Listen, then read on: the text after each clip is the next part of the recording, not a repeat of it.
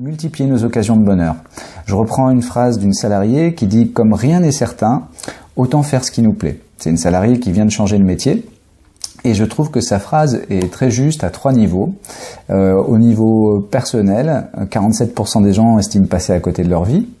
Au niveau scientifique, les résultats de nombreuses études dans les neurosciences et la psychologie positive amènent que le fait d'être heureux permet d'être de 30 à 50% plus productif et 3 fois plus créatif.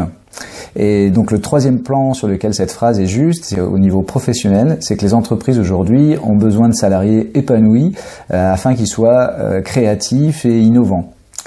Donc multiplier ces occasions de bonheur, c'est bon dans le domaine professionnel et personnel. Première étape, ça va dépendre de votre situation, donc il va falloir choisir. Qu'allez-vous choisir? Vous allez choisir ce que vous allez multiplier comme occasion de bonheur. Si vous n'avez pas une minute à vous, c'est pas la peine de passer du temps à élaborer un projet de changement, de déménagement, de voyage au bout du monde. Peut-être que vous pouvez dans un premier temps multiplier vos occasions de petits bonheurs. Donc par exemple, peut-être que vous aimez prendre une douche parfumée à la mangue, peut-être que vous aimez déjeuner avec un ami, peut-être que vous aimez prendre 15 minutes pour lire votre magazine préféré. Multipliez ces occasions de bonheur et vous allez voir que vous réussissez finalement déjà à vous libérer du temps, à augmenter votre énergie et à croire de plus en plus qu'il est possible de changer. Dès que vous aurez un petit peu plus de temps, ça va dépendre de vos priorités et de votre situation. Peut-être que vous avez un prêt en cours, peut-être que vous avez des enfants à charge, donc vous n'aurez pas la même liberté de partir à l'autre bout du monde ou de changer de travail. Et selon votre situation, peut-être que vous souhaiterez vous repositionner professionnellement et vous trouverez tout un tas de ressources pour développer vos talents dans l'étape 3 de ce livre. Dans l'étape 4, vous trouverez comment remettre du sens dans votre vie. Et dans l'étape 5, vous trouverez tout un tas d'éléments pour réussir vos projets.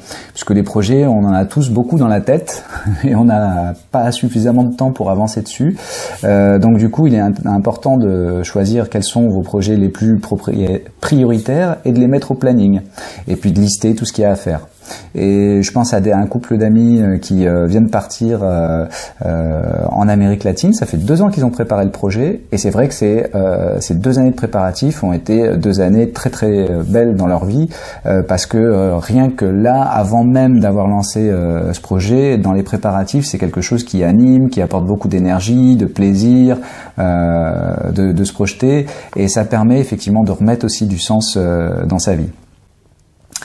Voilà, donc quelle que soit votre situation, vous l'avez compris, l'idée c'est de multiplier vos occasions de bonheur pour passer progressivement du monde du subir au monde de l'agir.